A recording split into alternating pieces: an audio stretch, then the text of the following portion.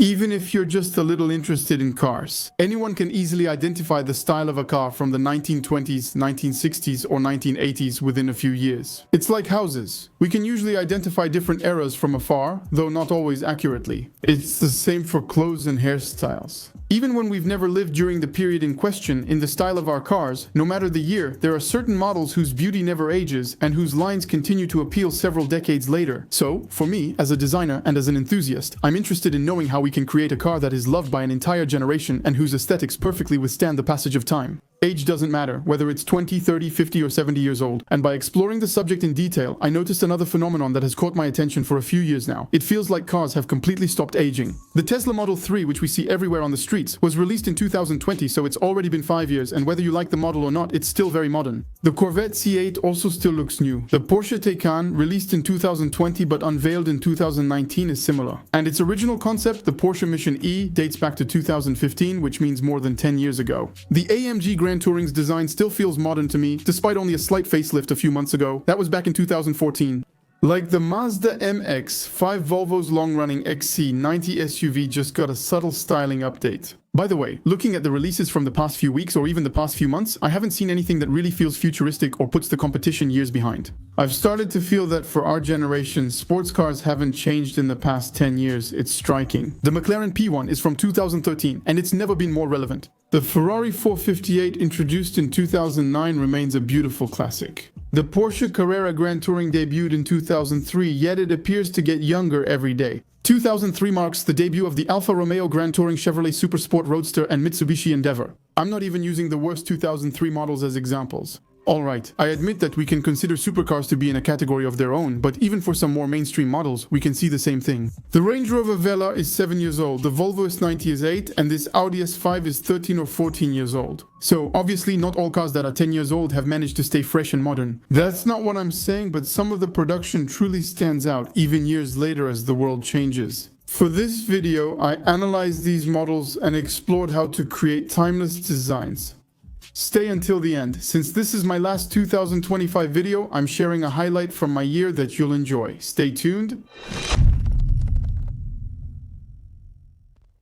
If only one factor explained why a car never ages, it wouldn't be the headlights, lines, light signature, or style. It's the proportions. I often mention this when analyzing models. They are the foundation of automotive design. And when we talk about proportions, we're talking about the relationship between the masses. Height versus width, wheel size versus body, hood length versus cabin, and cabin position within the body. It's the car's architecture. If the structure is bad, repainting won't fix its ugliness, just like in buildings. A car with good proportions is a car that stands on its own, visually even, completely bare, without the details, without the cool rims, without the aggressive headlights, and all the other little gimmicks. Ultimately, it all depends on the side view. In the studios, we create a simple car silhouette in black and white using black tape, without details. If it works at that stage, you've succeeded, like a disc jockey remixing a track. If it's dynamic on your MacBook, it'll be dynamic in a club on a big sound system. So why do proportions matter so much?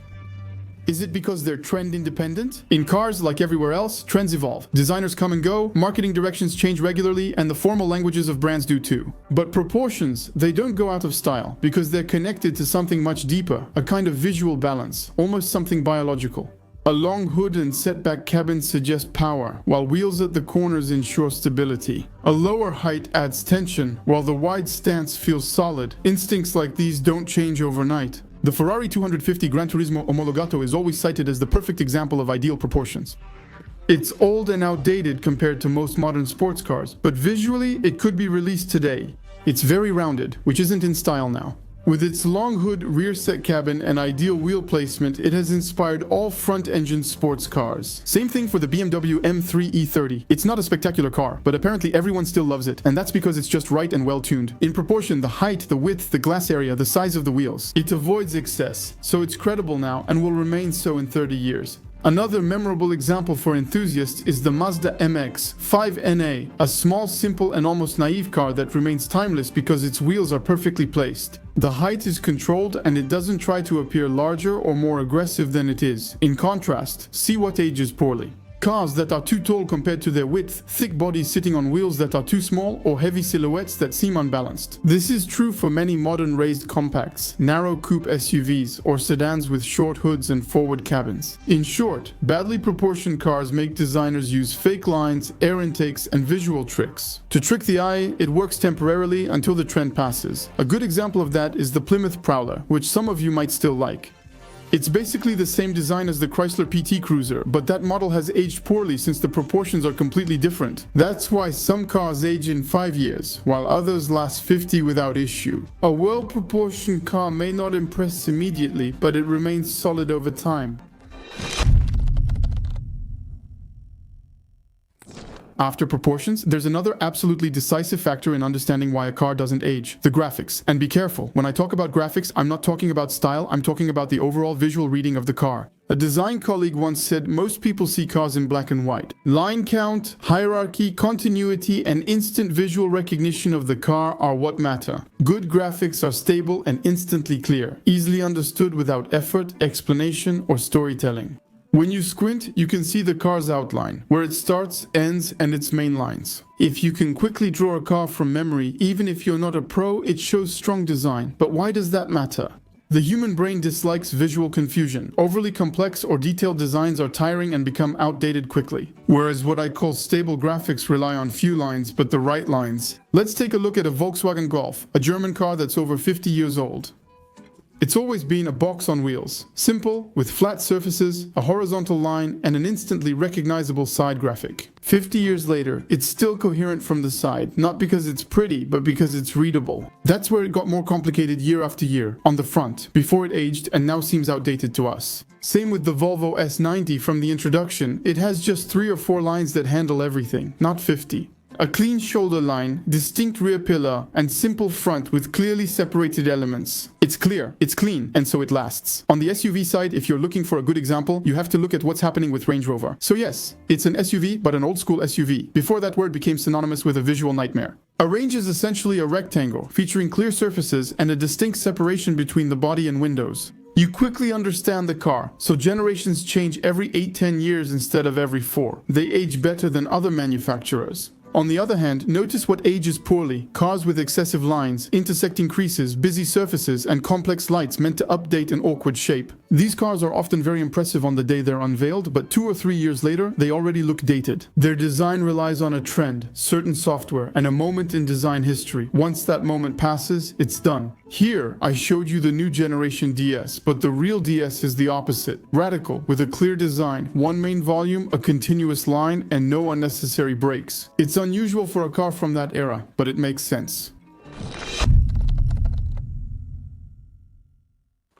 Since we're discussing what helps a car last, let's address the obvious issue immediately. There's one thing that instantly gives away the age of a car. It's not its design, its shape, or its interior. It's the visible technology. Visible technology is everything that was high-tech at one point in time and becomes outdated the moment the next generation arrives. Yellow headlights, awkward headlight washers, dotted LEDs, and screens always age poorly. Technology is always changing. It advances, shrinks, and becomes common. What impressed us yesterday seems cheap today, so designs that depend heavily on technology age quickly. When the Audi A8 D4 debuted, its full LED headlights amazed everyone. It was the future today, written 2011 from 200 meters away. It's not about looks. Their design is just linked to a certain tech generation. Same goes for the Peugeot 508. It has many issues, but its dotted LED taillights, meant to look modern, actually date it to a specific era. When Peugeot updated its lighting, the car suddenly looked a decade older. Even Tesla faces this issue. The first Tesla Model S features a clean silhouette and well-balanced proportions. But the headlights, taillights, and how the technology is displayed instantly reveal its age. Technology is now visible, not discrete, and that's when the trap closes. Using technology as a style element sets an immediate expiration date for a designer. Technology by definition can't be timeless. Cars with pop-up headlights are popular now because when closed, the technology isn't noticeable. If the proportions and graphics are good, there's no need to worry even decades later. That's why modern cars, overloaded with light signatures, will age poorly. Because they depend on a specific level of technology, a specific supplier, and a particular era. You know, once that era ends, it's gone before the next begins. And since this is the last video of the year, I'd like to take a moment to thank you and share with all of you who follow me a really nice moment from my 2025, specifically about a car that doesn't age and that I was able to buy for myself in the past few months. Honestly, it's a big dream for a car enthusiast that came true this year, and I had probably been waiting for this moment for 10 years, so what I suggest is to take you with me to pick it up. I won't reveal the model yet, but you'll see it soon and we'll discuss it after.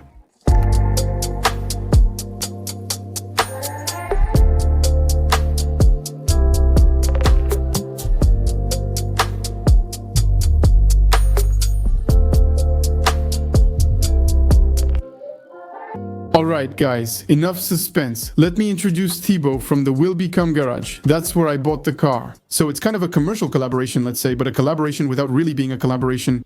It's not that I don't want to do it, it's because we're about the same age. It felt natural to do it. That's it. And we share the same passion. And we'll show you in the amazing Will Become showroom. All the cases you make, that you source from all over, mostly in France but sometimes in Europe, to find great setups.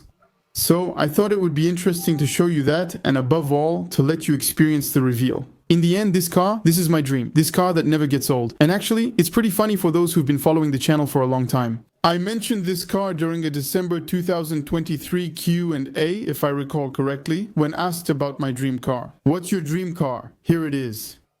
It's done. It's checked off. That's exactly it. Before moving on to the reveal moment, do you want to tell us a bit about Will Become? Why did you start Will Become? Listen, I started it mainly for customer service. Trying to go for something very personalized, to be extremely rigorous about the selection of cars. Yes, we've said that multiple times. The history, the configurations, and above all, the customer service, the very personalized approach, very attentive, the follow-up, even after the sale. The biggest loss in today's automotive world is after-sales service. And we try to be extremely rigorous, and that's what helps us maintain a good reputation.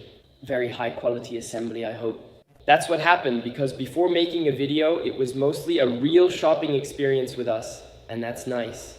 And I imagine you were also reassured by the image we present. Exactly. To be honest with you, I'm going to discover this car live with you. I've never seen it before. We haven't met in person, just on video, but the photo file was thorough and the call to Thibaut was important. The first time I saw you knew what you were talking about or asked for information. Feeling is crucial in the automotive world. You must trust yourself. Ignoring that often leads to mistakes, which we aim to avoid. And to provide as much information as possible so that, like in your case, you can buy remotely. And so that customers only have to come once to pick up the car. That has changed a lot since COVID, especially the fact that you only have to come once. It's a bit counterintuitive. You do a lot of remote sales. You see, these are investments where you think you still need to go see the car first. And in the end, even I didn't do it. So actually, it's large amounts of clients' money. In most cases where we've never seen them before, they've never seen us. They trust us remotely and transfer funds in advance because we provide extensive information. 80 photos, detailed listings with history and options. That's what makes people buy and sell remotely, but 60 or 70% of our sales are done remotely. You handle many trade-ins for clients' vehicles and work to maintain client relationships. Exactly, it's about building loyalty. I hope you'll be our client too. We'll take advantage of this one. I also see you have many nice things in the showroom. But anyway, yes, just keeping up. It's a car I sold 2 years ago to its owner, the president, and now I'm selling it to you. These are the files we regularly follow and self-check. And here, same thing, no secrets. I'm taking this one because you were able to reassure me beforehand, but also because the car is in great condition. You worked with your partners, so I, focused on design and not mechanics, wouldn't have to get involved. That you want not to surprise me. So that all you have to do is enjoy it.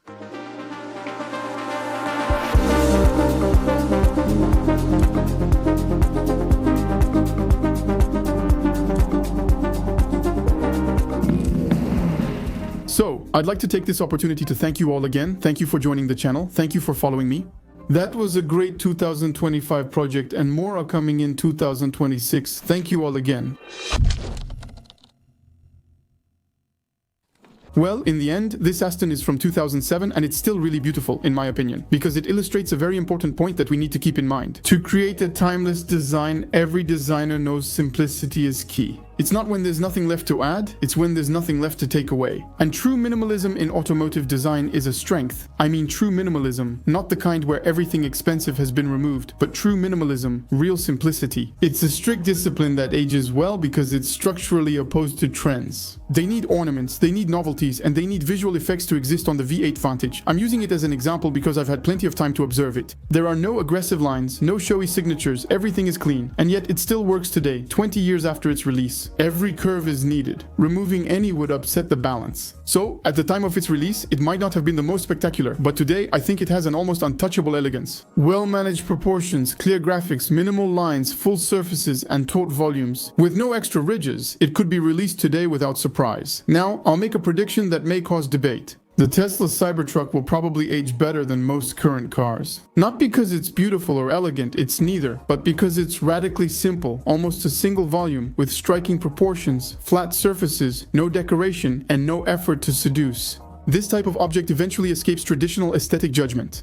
Like the Fiat Multipla, also very ugly, it's so consistently weird it becomes a cultural marker. It's still not beautiful today, but it's more likable than before. That's the paradox of minimalism. Adding fewer elements helps things last longer, which is why some cars never go out of style. There you go. Thank you all for following the channel this year. Honestly, I would really like you to write me a comment. If you think of other factors that make a car timeless, do you have examples of 10 or 15-year-old cars you still find relevant? Thanks. See you soon. Ciao.